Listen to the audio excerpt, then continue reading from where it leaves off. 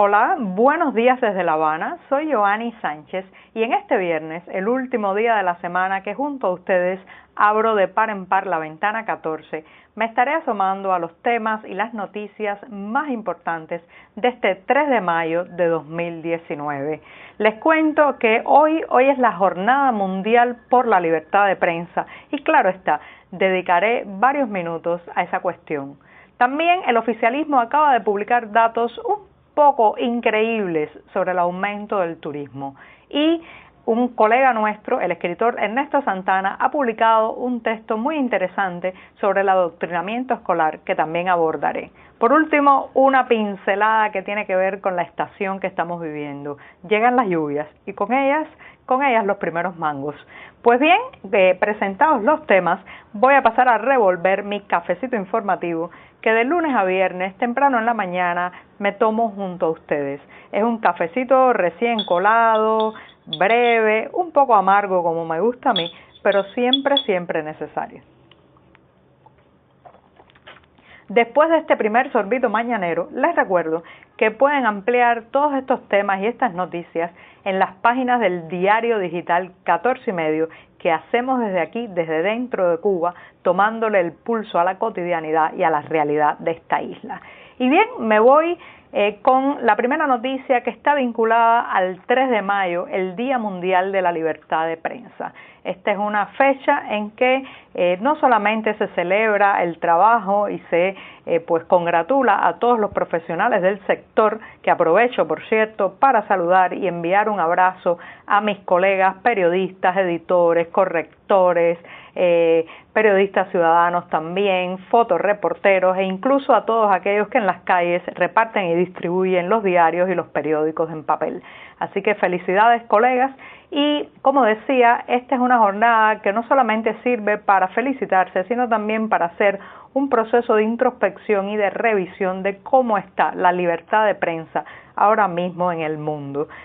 Como este programa Ventana 14 está más bien dedicado a las cuestiones cubanas, voy a centrarme en cómo lo vivimos dentro de la isla. En primer lugar, debo decir que la libertad de prensa, ese concepto de poder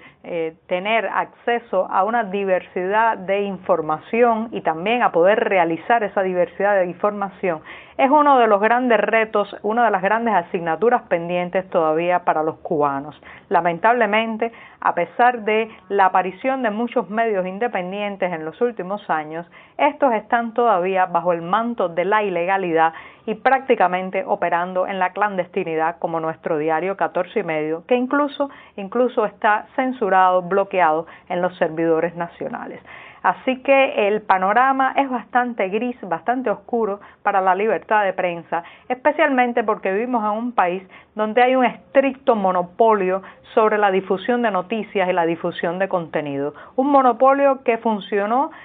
podemos decir, con bastante eficiencia o eficacia en los años en que los ciudadanos teníamos muy pocas posibilidades de acceder a otras fuentes informativas. Recuerden que en los años 80, por ejemplo, cuando yo era una niña, la única fuente informativa era la televisión nacional y la radio o los periódicos impresos en papel. Era un momento que el régimen de La Habana tenía un absoluto control sobre toda la información que circulaba en la isla. Y aún así teníamos nuestras maneras, como el famoso Radio Bemba, que no es otra cosa que los rumores, la difusión de noticias en paralelo a través de las redes informales de lo que estaba aconteciendo dentro y fuera de Cuba. Sin embargo, ese monopolio que les contaba se mantiene y ahora mismo pues los diarios más importantes del país de circulación nacional están absolutamente en manos del oficialismo, especialmente el periódico Granma está en manos del Partido Comunista y es muy interesante porque es un periódico que tiene una visión muy sesgada, es muy ideológico, es muchas veces más propaganda que información, pero sin embargo es costeado con el dinero que sale de los bolsillos de todos los ciudadanos, de manera que las arcas estatales, nuestro dinero, de los que pagamos impuestos, seguridad social, de todos los altos precios de los productos que compramos, terminan generando uno de los diarios que intentan manipularlos informativamente. todavía la Plaza de la Revolución sigue designando a quienes van a ser los directores de los medios nacionales, la radio, la televisión y la prensa escrita. Mantiene un filtro ideológico muy estricto para entrar a las facultades de periodismo y sobre todo considera a los reporteros como plumas al servicio o a la defensa del sistema, no como individuos independientes que pueden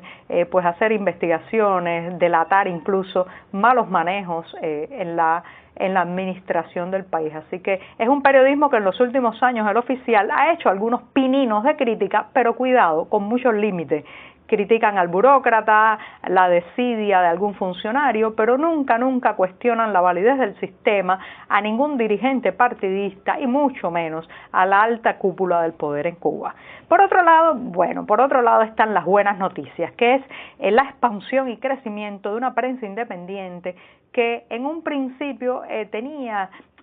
funcionaba de una manera muy precaria,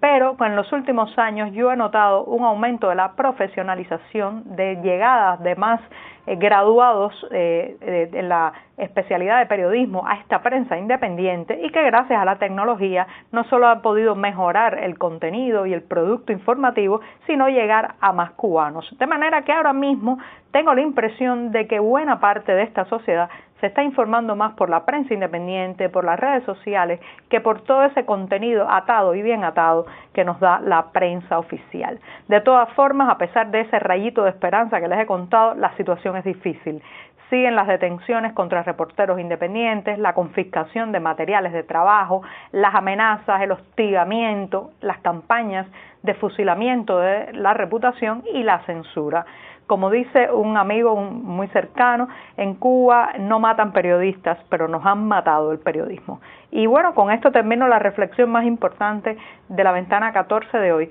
Y me voy a la segunda noticia, que tiene que ver con turismo. Han aparecido algunas cifras relacionadas con el primer cuatrimestre de este año 2019, en que presuntamente, según datos oficiales del Ministerio de Turismo, el turismo extranjero en Cuba creció un 7.2%. Esto lo ha dicho el propio ministro Manuel Marrero y se ha publicado este jueves en algunos medios oficiales. Dice que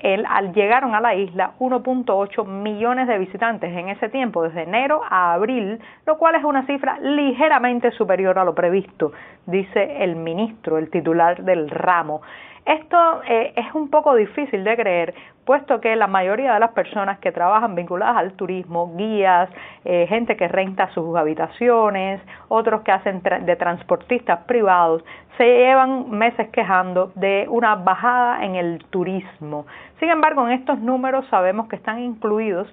muchos viajeros que vienen en cruceros, que apenas se quedan unas horas en las ciudades,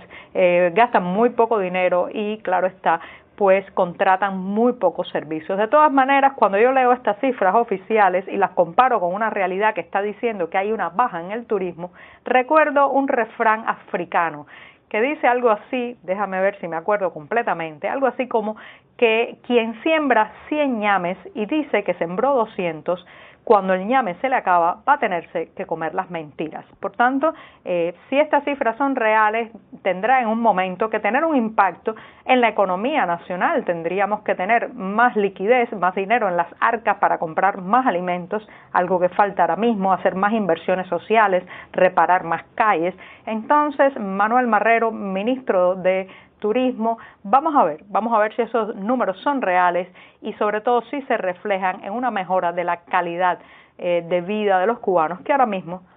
está bien difícil. Y bien, con esto me voy al tercer tema, que es a partir de un texto del escritor, periodista y sobre todo analista deportivo Ernesto Santana, que publica con frecuencia en las páginas de 14 y medio. Ernesto ha hecho una reflexión muy buena sobre el adoctrinamiento en las escuelas que me gustaría compartir porque él sostiene que a los estudiantes en la isla no se les prepara para ser ciudadanos libres e independientes, sino que se trata de fabricar individuos dóciles, A eso quiero agregar una frase también de un amigo cercano que dice que las escuelas cubanas intentan formar individuos que tengan la docilidad de un monje o de un soldado, pero que no tengan la independencia de un ciudadano. Ernesto, en su artículo, en su columna de opinión, dice que en un principio quizás la inocencia infantil es más fuerte que toda esta palabrería ideológica que se repite una y otra vez en las escuelas, pero que con los años, cuando el individuo crece, entonces se nota todo ese adoctrinamiento en la doble moral, la indefensión aprendida, el síndrome de Estocolmo y otros males que pues marcan la realidad cubana de este siglo. Así que uno de los grandes retos no solamente será llevar a las escuelas mejor infraestructura, a las aulas desvencijadas, mejores muebles escolares, quizás también libros de texto que tengan una mirada mucho más amplia sobre la historia de este país, sino sobre todo